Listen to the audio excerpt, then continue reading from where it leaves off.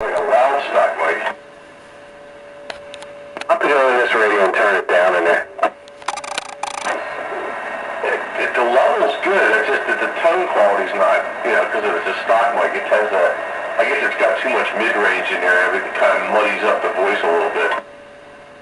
Yep, trucker style.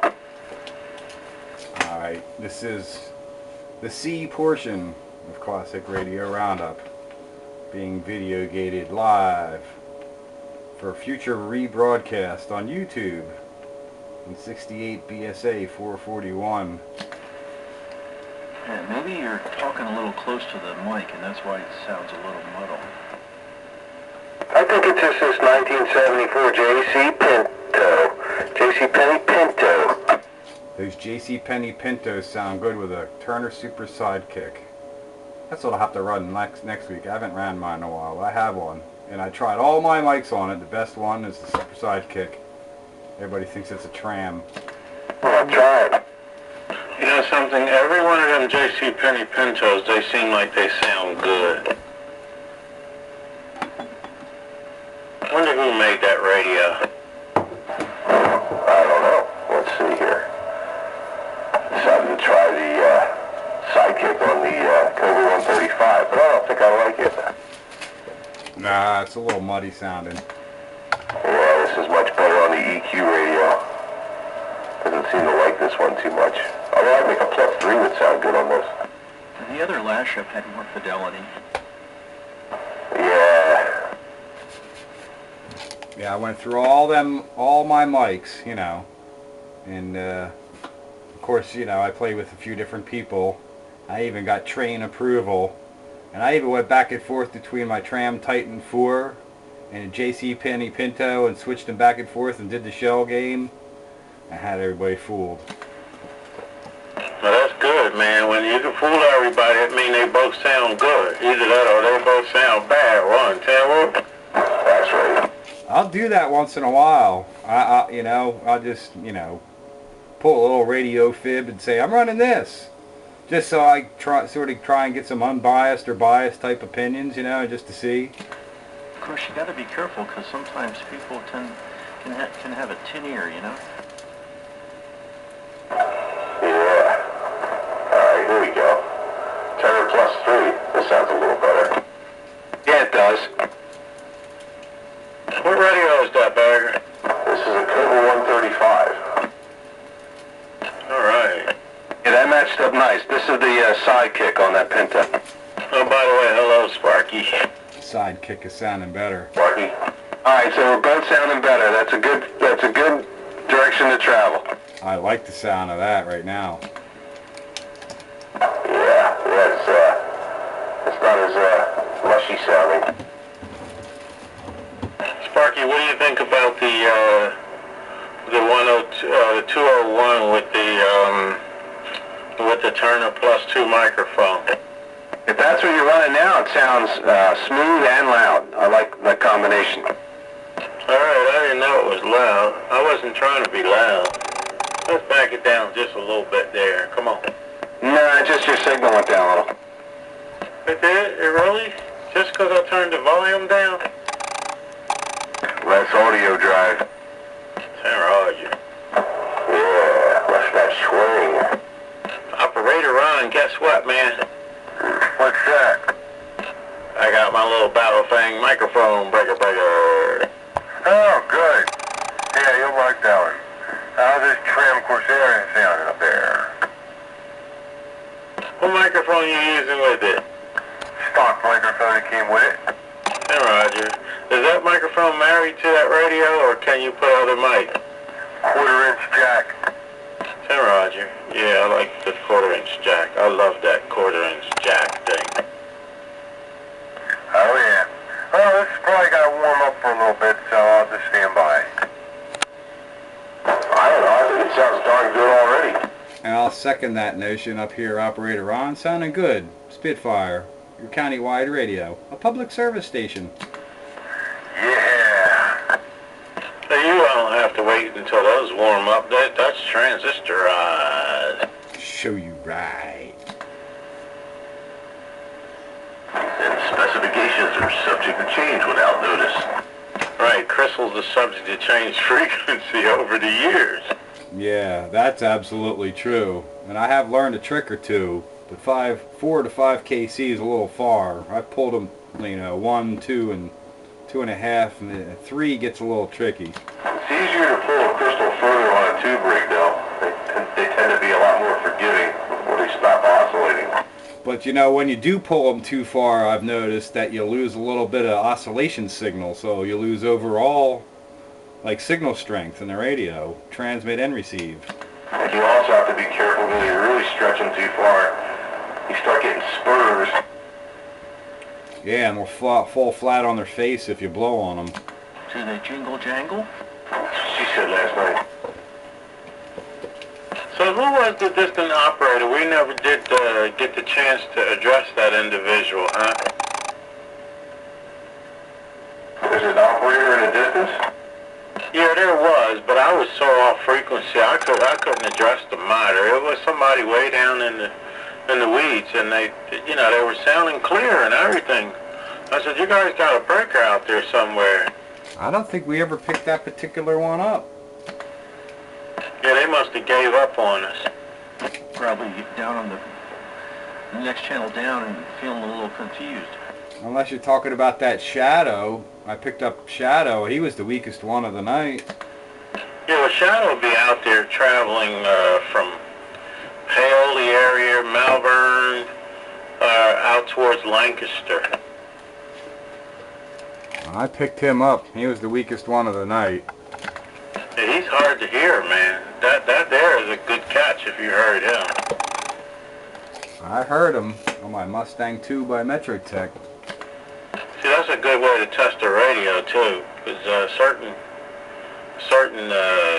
radios wouldn't have never heard him.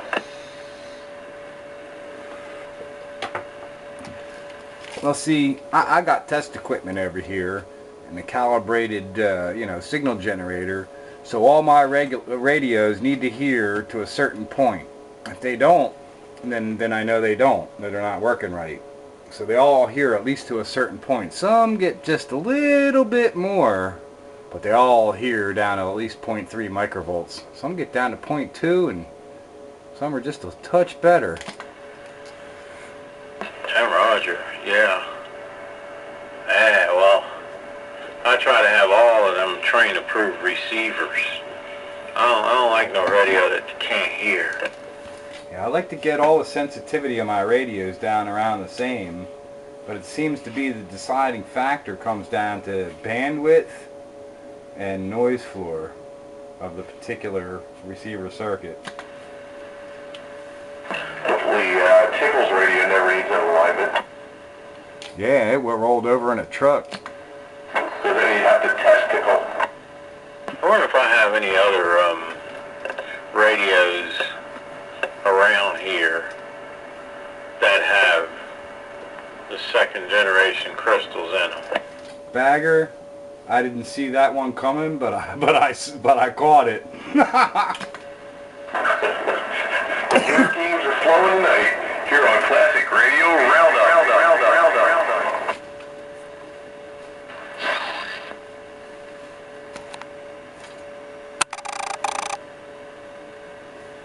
And that last one was probably a shout out to my old friend and mentor, the Blue Bandit, who was a master at this. Was he a master baiter? Master debater. Master debater, huh? He was good at word games. Always had a witty line or two. Yeah, you're pretty good at them yourself. Every once in a while, the wife and I will say, man, we need Bagger here for playing some word games with us. Fun with the English language. Yeah, we'll do it. We'll play word games, and then you'll come up and like, oh, he would have a better one.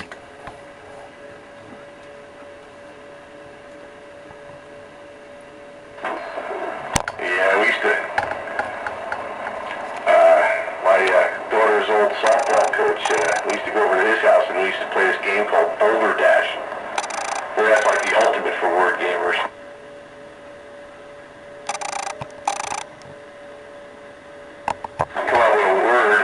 think of a definition for it. You have to, and if you didn't know what the definition was, you can make one up. But if it sounded good, yeah. I remember that game, Boulder Dash. It's kind of fun, man. Some of the definitions we can come up with are good. That's a game made for you. My favorite word, slumgullion.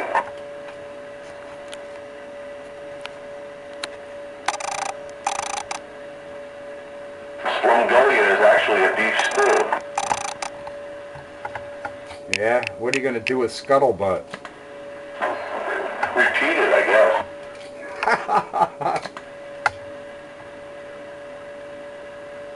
Did you hear about the earthquake? Which one? The one in Etch A Sketch stand? It erased everybody's data, right? Oh no! It was a total loss. Etch A Sketch stand. That's pretty funny.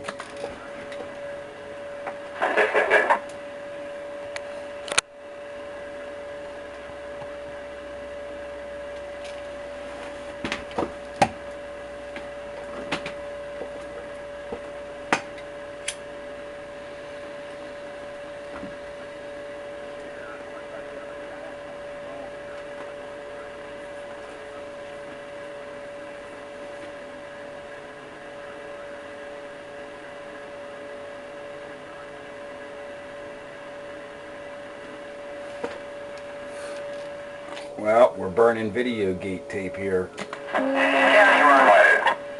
Oh no! Countywide. Countywide. Hello, 206. So you like to play board games, huh? Board games? No, not board games. Word games. Word games. Still like, they're still like board games in a way. In a way. Yeah, in a way. I do like to play AC/DC on the board. Or 10. AC/DC? AC/DC. It's a form of backgammon. Well, maybe you're going to do like Highway to Hell or something. That's like AC8DC. He's got a good call. Yes, he does. Oh, Chris, yeah. I'm surprised he hasn't popped in here because he's not all that far away. He could probably make the roundup, and it sounds to me like he'd probably enjoy it. Yeah, I think he would. He's made the trip on the Snubwap. Yeah, no problem there. So it stands to reason some of us at least could hear him here. Oh, I'd hear him here too. If I had to point the beam at him, though, I had to swing it all the way around. He comes barreling in if I do that. When we went flat side to flat side, it was real nice. Yeah, I wouldn't work here though. Where's he from? Hamburg. Hey, Fourier, Countywide. Yeah, they make hamburger in Hamburg. I think they make hamburger all around. Meister Burger from Hamburg. Just don't buy no hamburger from what's that, what the heck's that joint called, yeah, I even forget. A new hamburger joint to open up. It's a rich place. What the heck is Sonic? That's some nasty stuff. I like their chili dogs.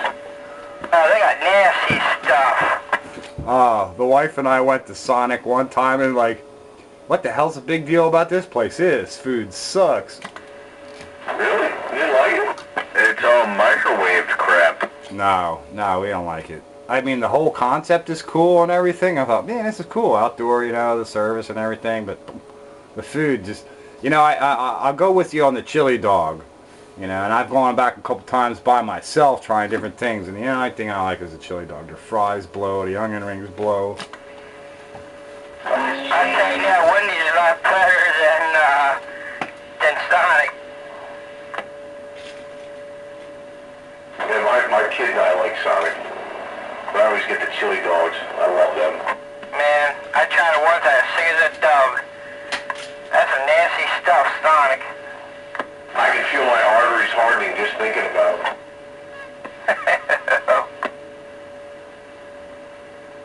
That's nasty.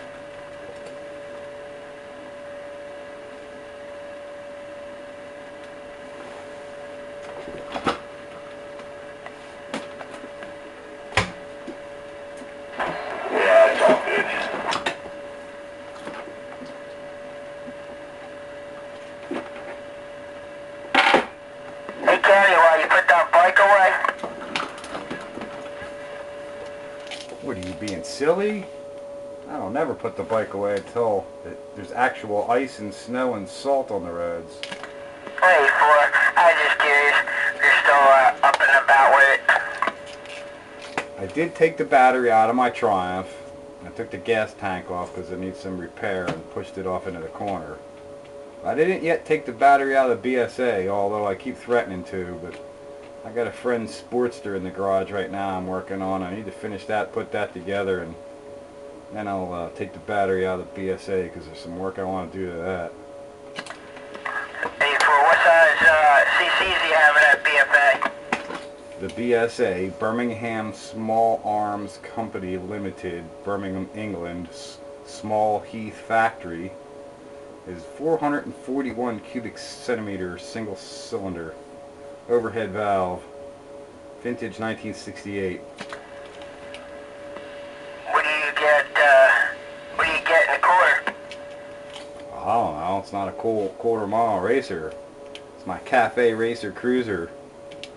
I will tell you with pretty well certainty that my top speed is right around 115 miles an hour though. Hey, Ryder. I usually get 25 cents in a quarter. Yeah. If you're lucky, you'll get it back for change. Now, if I was playing word games, I'd have been right on top of that. Well, evidently Green Dog still is. He gets thumbs up for that one. Yeah, Greenie gets to walk away with the big teddy bear. And I play no word games. You won the trophy on that one. I pay no word game before it's time. I'm a word game virgin. This summer I was in an undisclosed location with no other traffic around, and my GPS on my BSA said I was doing 115 miles an hour. I couldn't believe it myself. How bad were the mirrors shaking? Oh, I got good mirrors on there. Well, now, that's right, I did lose my mirror. In fact, I lost my mirror in that incident. You got air shocks in that thing? Air shocks? No, I don't have air shocks. What kind of silly questions are these? Yeah, single 500, boy, that's a bit of a thumper. That's why I was saying shaking your mirrors. No, not so much that. That was pretty much not the best mirror money could buy. Since that occasion, I've spent not seven times, probably 3.5 times what that mirror cost for a new mirror. And this thing's a beauty. I can really see what's behind me now. They go in the end of the handlebar? Yeah, the last one did too, but they were the MGOs. You know, MGO is kind of junk. You know, it lasted a while, but it's pretty well useless. But I got this new one. It's, I don't know, from some company. CNC machined. It's real nice, real stiff. It's not, it's thin, but it's long, so it fits my needs, and it's bar mounted on the end. It's a beauty. Where does the M go? I'm convinced some of the MGO are made in China. Yes, sir. I've seen parts from my bike where I look at the quality, I'm like, I don't think so. I was pretty well happy that I got, I'm happy to get a triple digits out of a half-liter bike. You know, get the proverbial ton. But to get a little more, and I wasn't even really trying to get a little more, but I did. Chuck, turn your mileage up just a little bit.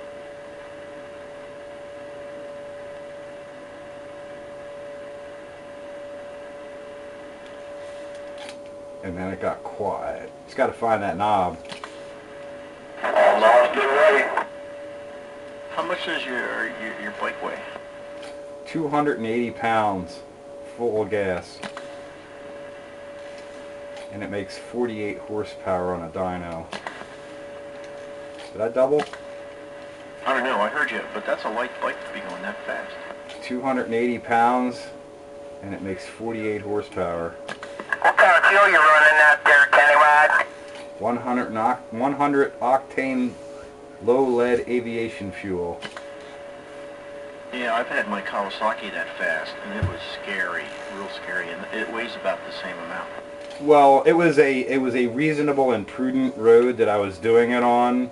You know, it's not like I would do it just anywhere kind of a thing. And it was feeling light, but I have them clip-on bars that are real short, and I was laying down on the tank, and I was actually pretty well, you know, not really that, you know, feeling like it was going to fly away on me kind of thing, you know.